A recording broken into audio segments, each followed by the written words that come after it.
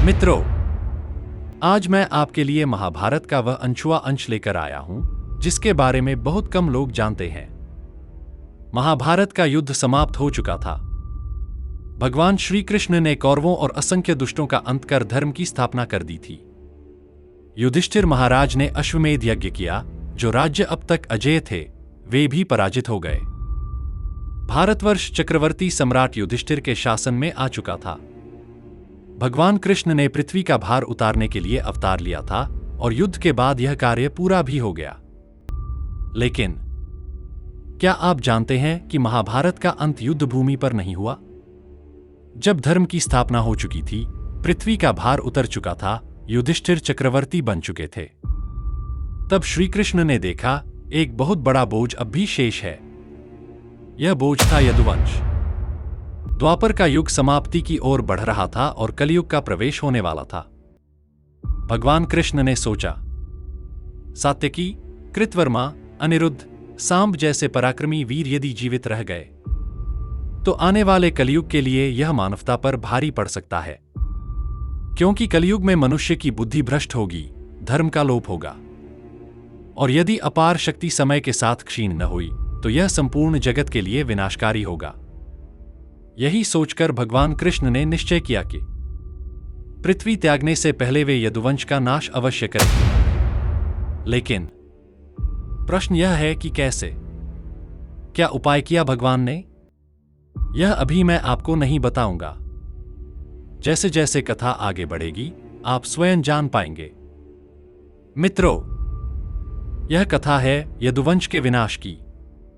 महाभारत के मौसल पर्व से लिया गया प्रसंग। यह कथा 8 अध्यायों में विस्तृत है, इसलिए मैं इसे आपके सामने 8 भागों में प्रस्तुत करूंगा। उम्मीद है कि यह रहस्यमयी कथा आपको पसंद आएगी और आपको बहुत कुछ सिखाएगी भी। तो चलिए आरंभ करते हैं पहला भाग, यदुवंश का विनाश, मौसल पर्व, भाग 1। वैशंपायन जी कहते हैं, जन्मेजय, महाभारत युद्ध के पश्चात जब 36वां वर्ष प्रारंभ हुआ तब कौरवनंदन राजा युधिष्ठिर को कई तरह के अपशकुन दिखाई देने लगे। मित्रों, आपको यह बताते चलूं कि भगवान श्री कृष्ण ने लगभग 125 वर्ष तक इस धराधाम पर रहकर ब्रह्मा जी की इच्छा पूरी की, यानी दुष्टों का संहार और धर्म की स्थापना। इसका अर्थ यह हुआ कि जब पांडव द्यूतसभा में पराजित हुए थे उस समय उनकी आयु लगभग 76 वर्ष के आसपास रही होगी। अब यदि इसमें 13 वर्ष का वनवास जोड़ दें तो संख्या पहुंचती है 89 पर, यानी महाभारत युद्ध के समय अर्जुन की आयु लगभग 90 वर्ष रही होगी। अब आप सोच रहे होंगे, कलयुग में तो 60 वर्ष की आयु में ही लोग वृद्ध हो जाते हैं, फिर 90 वर्ष का योद्धा युद्ध भूमि में कैसे उतरा होगा? मित्रों, इसका रहस्य युग धर्म में छिपा है। हर युग का अपना धर्म, अपनी व्यवस्था और अपनी आयु सीमा होती है। द्वापर युग में मनुष्य की औसत आयु 1000 वर्ष मानी जाती थी। इस दृष्टि से देखा जाए तो अर्जुन 90 की आयु में भी वास्तव में युवा अवस्था में ही थे। अब सोचिए, जब अर्जुन इतने युवा थे तो भीष्म पितामह की आयु कितनी रही होगी? यह अनुमान मैं आप पर छोड़ता हूं। आप ही सोचिए, कितने शताब्दियों के बराबर उनके जीवन का विस्तार रहा होगा। चलिए मित्रों, अब कथा में वापस लौटते हैं। वैशंपायन जी कहते हैं, जन्मेजय, बिजली की गड़गड़ाहट के साथ बालू और कंकड़ बरसाने वाली प्रचंड आंधी चलने लगी। पक्षी दाहिनी ओर मंडल बनाकर उड़ते दिखाई देने लगे। बड़ी बड़ी नदियां बालू के भीतर छिपकर बहने लगीं। दिशाएं कोहरे से आच्छादित हो गईं। आकाश से पृथ्वी पर अंगार बरसाने वाली उल्काएं गिरने लगीं। सूर्यमंडल धूल से आच्छन्न हो गया था। उदयकाल में सूर्य तेजोहीन प्रतीत होते थे और उनका मंडल प्रतिदिन अनेक बिना सिर के धड़ों से युक्त दिखाई देता था। चंद्रमा और सूर्य दोनों के चारों ओर भयानक घेरे दृष्टिगोचर होते थे। उन घेरों में 3 रंग प्रतीत होते थे। उनका किनारे का भाग काला एवं रूखा होता था, बीच में भस्म के समान धूसर रंग दिखता था और भीतरी किनारे की कांति अरुण वर्ण की दृष्टिगोचर होती थी। राजन, ये तथा और भी बहुत से भयसूचक उत्पात दिखाई देने लगे जो हृदय को उद्विग्न कर देने वाले थे। मित्रों, इन भयंकर अपशकुनों से यह स्पष्ट हो गया कि प्रकृति स्वयं आने वाले अनर्थ की सूचना दे रही थी। आकाश, दिशाएं, सूर्य, चंद्रमा और नदियों तक का असामान्य व्यवहार यही संकेत करता था कि अब एक महान वंश का अंत निकट है और समय का चक्र अपना कठोर निर्णय सुनाने वाला है। कथा में वापस आते हैं। इसके थोड़े ही दिनों बाद कुरुराज युधिष्ठिर ने यह समाचार सुना कि मूसल को निमित्त बनाकर आपस में महान युद्ध हुआ है, जिसमें समस्त वृषनिवंशियों का संहार हो गया। केवल भगवान श्री कृष्ण और बलराम जी ही उस विनाश से बचे हुए हैं। यह सब सुनकर पांडुनंदन युधिष्ठिर ने अपने समस्त भाइयों को बुलाया और पूछा, अब हमें क्या करना चाहिए?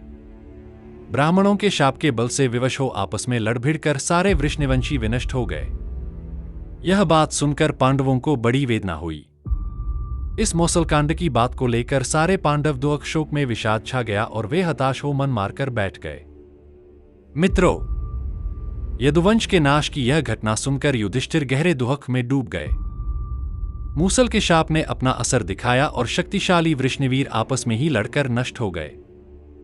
सोचो, जो वीर कुरुक्षेत्र में अपराजित रहे, वही अपने ही भाई बंधुओं के हाथों समाप्त हो गए।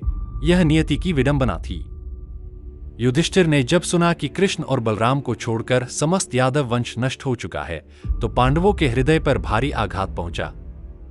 वे असहाय और विषाद से भरे हुए सोचने लगे कि अब आगे क्या करना चाहिए। मित्र, यही तो इस कथा का गूढ़ संदेश है। जब समय का चक्र घूमता है तो सबसे शक्तिशाली कुल भी अपने ही कर्म और नियति के हाथों मिट जाते हैं। कथा में वापस आते हैं। जन्मेजय ने पूछा, भगवान श्री कृष्ण के देखते देखते वृष्णियों सहित अंधक तथा महारथी भोजवंशी क्षत्रिय कैसे नष्ट हो गए? वैशंपायन जी ने कहा, राजन, महाभारत युद्ध के बाद 36वें वर्ष वृषनिवंशियों में महान अन्यायपूर्ण कलह आरंभ हो गया। उसमें काल से प्रेरित होकर उन्होंने एक दूसरे को मूसलों से मार डाला। जन्मेजय ने पूछा, वृषनि, अंधक तथा भोजवंश के उन वीरों को किसने शाप दिया था जिससे उनका संहार हो गया? आप यह प्रसंग मुझे विस्तार पूर्वक बताइए। मित्रों, क्या आप जानते हैं, महाभारत के भयंकर युद्ध के समाप्त होने के 36 वर्ष बाद भी विनाश का सिलसिला पूरी तरह रुका नहीं था। हाँ, भगवान श्री कृष्ण के देखते देखते ही उनके अपने कुल, वृषनि, अंधक और भोजवंश एक भयानक कलह में उलझकर स्वयं नष्ट हो गए। राजा जन्मेजय ने जब यह सुना तो वे आश्चर्यचकित हो उठे और पूछा, भगवान कृष्ण के रहते हुए ऐसा कैसे हुआ? कौन था जिसने वृषनिवंश को ऐसा शाप दिया कि वे आपस में ही मूसलों से एक दूसरे को मार डाले? तब वैशंपायन जी ने कहा, राजन, यह सब हुआ ऋषियों के शाप के कारण, और उस शाप की जड़ थी वृषनियों की अहंकार और विनोद में की गई एक बड़ी भूल। क्या थी वह भूल? क्या आप जानते हैं? यदि नहीं तो कथा अंत तक देखिए जानने के लिए। आगे वैशंपायन जी ने कहा, राजन, एक समय की बात है, महर्षि विश्वामित्र कण्व और तपस्या के धनी नारद जी द्वारका में गए हुए थे। उस समय दैव के मारे हुए सारण आदि वीर सांब को स्त्री के वेश में विभूषित करके उनके पास ले गए। उन सब ने उन मुनियों का दर्शन किया और इस प्रकार पूछा, महर्षियों, यह स्त्री अमित तेजस्वी बभ्रु की पत्नी है। बभ्रु के मन में पुत्र की बड़ी लालसा है। आप लोग ऋषि हैं, अतः अच्छी तरह सोचकर बतावें, इसके गर्भ से क्या उत्पन्न होगा? मित्रों, यह प्रसंग बहुत ही महत्वपूर्ण है, क्योंकि यहीं से आरंभ होता है वृषनिवंश के विनाश का कारण। एक बार क्या हुआ, महर्षि विश्वामित्र, कण्व और नारद जी तपस्या से तेजस्वी होकर द्वारका पहुंचे। वहां श्री कृष्ण के पुत्र सांब और कुछ यदुवंशी वीरों ने हंसी मजाक में एक अनुचित खेल किया। उन्होंने सांब को स्त्री का वेश पहनाकर मुनियों के पास ले गए और बोले, हे महर्षियों, यह स्त्री बभ्रू की पत्नी है और गर्भवती है। कृपा करके बताइए, इसके गर्भ से क्या उत्पन्न होगा? सोचिए मित्रों, ऋषियों का इस प्रकार उपहास करना कितना बड़ा अपराध था। वे तो योग दृष्टि से सब जानने वाले थे। उन्होंने तत्काल देख लिया कि यह कोई स्त्री नहीं, बल्कि भगवान कृष्ण का पुत्र सांब है, जो जाम्बवती से उत्पन्न हुआ था, जो मजाक कर रहा है। राजन, नरेश्वर, ऐसी बात कहकर उन यादवों ने जब ऋषियों को धोखा दिया और इस प्रकार उनका तिरस्कार किया, तब उन्होंने उन बालकों को जो उत्तर दिया, उसे सुनो। राजन, उन दुर्बुद्धि बालकों के वंचनापूर्ण बर्ताव से वे सभी महर्षि कुपित हो उठे। क्रोध से उनकी आंखें लाल हो गईं और वे एक दूसरे की ओर देखकर इस प्रकार बोले, क्रूर, क्रोधी और दुराचारी यादव कुमारों, भगवान श्री कृष्ण का यह पुत्र सांब एक भयंकर लोहे का मूसल उत्पन्न करेगा जो वृष्णि और अंधक वंश के विनाश का कारण होगा। उसी से तुम लोग बलराम और श्री कृष्ण के सिवा अपने शेष समस्त कुल का संहार कर डालोगे। हलधारी श्रीमान बलराम जी स्वयं ही अपने शरीर को त्याग कर समुद्र में चले जाएंगे और महात्मा श्री कृष्ण जब भूतल पर सो रहे होंगे उस समय जरा नामक व्याध उन्हें अपने बाणों से बींध डालेगा। मित्रों, जब यादवों ने मजाक में मुनियों को धोखा दिया तो वे ऋषि क्रोधित हो उठे। उनकी आंखें लाल हो गईं और उन्होंने शाप दिया। यही शाप आगे चलकर यदुवंश के पूर्ण विनाश का कारण बना। मित्रों, इस प्रसंग से हमें यह समझना चाहिए कि यह केवल ऐतिहासिक या रोचक घटना नहीं, यह एक नैतिक पाठ भी है। जब आध्यात्मिक व्यक्ति या ऋषि के सम्मुख उपहास किया जाता है तो वह केवल एक व्यक्तिगत अपमान नहीं रहता, समाज की असमानता और नैतिक पतन का बीजारोपण बन जाता है, जिसका फल समय पर प्रकट होता है। ऐसा कहकर वे मुनि भगवान श्री कृष्ण के पास चले गए। यह सब सुनकर भगवान मधुसूदन ने वृष्णिवंशियों से कहा, ऋषियों ने जैसा कहा है वैसा ही होगा। बुद्धिमान श्री कृष्ण सबके अंत को जानने वाले हैं। उन्होंने उपर्युक्त बात कहकर नगर में प्रवेश किया। यद्यपि भगवान श्री कृष्ण संपूर्ण जगत के ईश्वर हैं, तथापि यदुवंशियों पर आने वाले उस काल को उन्होंने पलटने की इच्छा नहीं की। दूसरे दिन सबेरा होते ही सांब ने उस मूसल को जन्म दिया। वह वही मूसल था जिसने वृष्णि और अंधक कुल के समस्त पुरुषों को भस्मसात कर दिया। वृष्णि और अंधक वंश के वीरों का विनाश करने के लिए वह महान यमदूत के ही तुल्य था। मित्रों, जब मुनियों ने शाप दिया तो वे सीधे भगवान श्री कृष्ण के पास पहुंचे और सब कुछ बताया। श्री कृष्ण मुस्कुराए और बोले, ऋषियों ने जैसा कहा है वैसा ही होगा। वे जानते थे कि समय का चक्र अपने अनुसार चलता है, उसे कोई नहीं रोक सकता, चाहे स्वयं भगवान ही क्यों न हो। अगले दिन ठीक वैसा ही हुआ। सांब ने एक लोहे का मूसल, आयरन पेस्टल, उत्पन्न किया। वह मूसल साधारण नहीं था, वही आगे चलकर वृष्णि और अंधक वंश के विनाश का कारण बना। मानो वह स्वयं यमदूत का रूप लेकर आया हो, जिसने एक एक वीर को समाप्त कर दिया। इस प्रसंग में संदेश स्पष्ट है। जब अधर्म, मद और उपहास धर्म से ऊपर हो जाए, तब विनाश स्वयं अपने कुल से ही आरंभ होता है। जब सांब ने उस शापजनित भयंकर मूसल को पैदा किया, तब यदुवंशियों ने उसे ले जाकर राजा उग्रसेन को दे दिया। उसे देखते ही राजा के मन में विषाद छा गया। उन्होंने उस मूसल को कुटवाकर अत्यंत महीन चूर्ण करा दिया। नरेश्वर, राजा की आज्ञा से उनके सेवकों ने उस लोह चूर्ण को समुद्र में फेंक दिया। फिर उग्रसेन, श्री कृष्ण, बलराम और महामना बभ्रु के आदेश से राजपुरुषों ने नगर में यह घोषणा करा दी कि आज से समस्त वृष्णिवंशी और अंधकवंशी क्षत्रियों के यहाँ कोई भी नगर निवासी मदिरा न तैयार करें।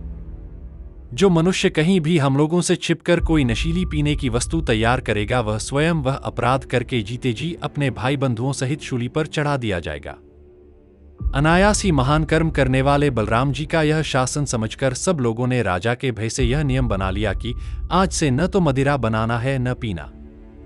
मित्रों, जब सांब ने ऋषियों के शाप से जन्मे उस भयानक लोहमूसल को उत्पन्न किया तो उसे देखकर सभी यदुवंशी भयभीत हो उठे। वे उसे लेकर राजा उग्रसेन के पास पहुंचे। राजा ने मूसल देखा और तुरंत समझ गए कि यह कोई सामान्य वस्तु नहीं, यह विनाश का संकेत है। उन्होंने आदेश दिया कि इसे कूटकर महीन चूर्ण बना दिया जाए और समुद्र में फेंक दिया जाए ताकि उसका प्रभाव समाप्त हो जाए। इसके बाद उग्रसेन, श्री कृष्ण, बलराम और बभ्रु ने एक सख्त राजाज्ञा जारी की। अब से कोई भी वृष्णिवंशी या अंधकवंशी मदिरा का सेवन नहीं करेगा। जो कोई चोरी छिपे ऐसा करेगा, वह अपने परिवार सहित शूली पर चढ़ाया जाएगा। इस आदेश से द्वारका में मदिरा पर पूर्ण प्रतिबंध लगा दिया गया। लोग भयवश तो मान गए, पर भीतर ही भीतर उनके मन का अहंकार और प्रवृत्ति वैसी ही बनी रही। यही इस प्रसंग का संदेश है। विनाश को केवल बाहरी उपायों से नहीं रोका जा सकता। जब भीतर का अनुशासन और संयम टूट जाता है, तब नियति अपना मार्ग स्वयं बना लेती है। तो मित्रों, कैसी लगी आज की कथा? अभी बहुत सारे प्रश्न और उनके उत्तर आगे के एपिसोड में आपके समक्ष खुलेंगे। बस देखते रहिए राष्ट्रवादी सनातन भारत चैनल। जय हिंद, जय श्री राम।